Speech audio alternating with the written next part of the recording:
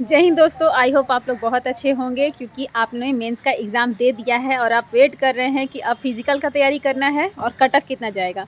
बहुत लोगों का कमेंट था कि कट ऑफ पे अपना प्रेडिक्शन बता दीजिए कि कट ऑफ का क्या हाल है। देखो भाई, कट ऑफ का तो हम नहीं मानते। अगर इतने सारे लोग एग्ज़ाम दिए हैं और उसमें चुनाव मात्र कुछ लोगों का है तो रिज़ल्ट तो उठना ही उठना है। ये आप भी समझ रहे हैं, रिज़ल्ट तो अच्छा खासा उठना है।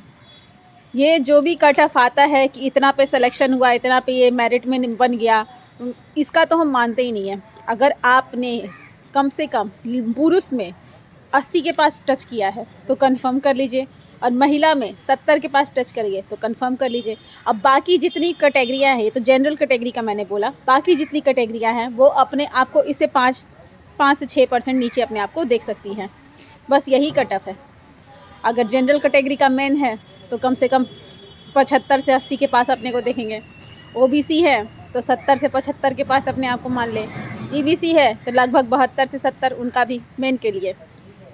और एससी एसटी में अगर पुरुष का हो गया तो वो भी लगभग 65 से 70 के बीच में ही आना है। इतना अगर आप रिजल्ट दिए हैं तो इस सीट के मुताबिक जितना सीट हमारे पास है आपका रिजल्ट बनेगा मेंस में। महिला है तो महिला में कम से कम जनरल के लिए हो जाएगा आपका फिर 68 से 70।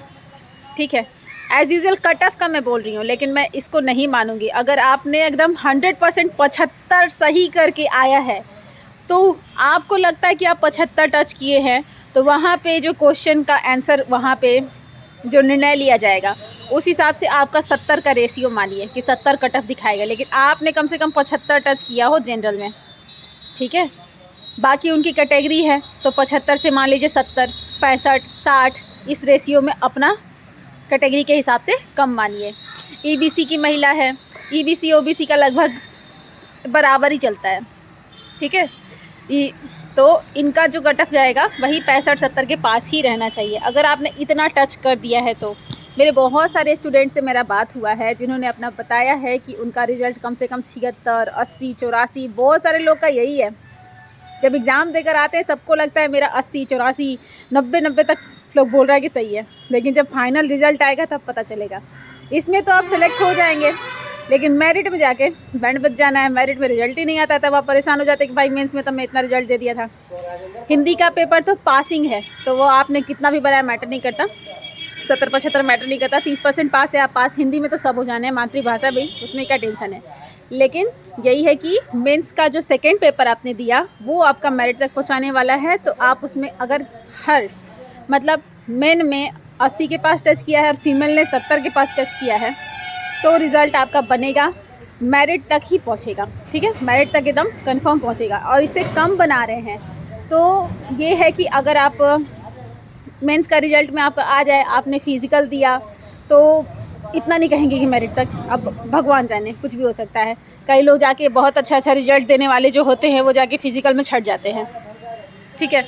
फ़िज़िकल के लिए भी मुझे बोला गया कि वीडियो बनाइए, तो उसके लिए मैं सेपरेट वीडियो बना दूंगी कि फ़िज़िकल में आपको कितना तैयारी करना है, क्या करना है। शुरुआत है, बहुत कम दिन बचा है। अगर कोई एकेडमी ज्वाइन कर सकते हैं फ़िज़िकल के लिए तो बहुत अच्छा रहेगा, जाके एकेडमी ज्वाइन कर लीजिए।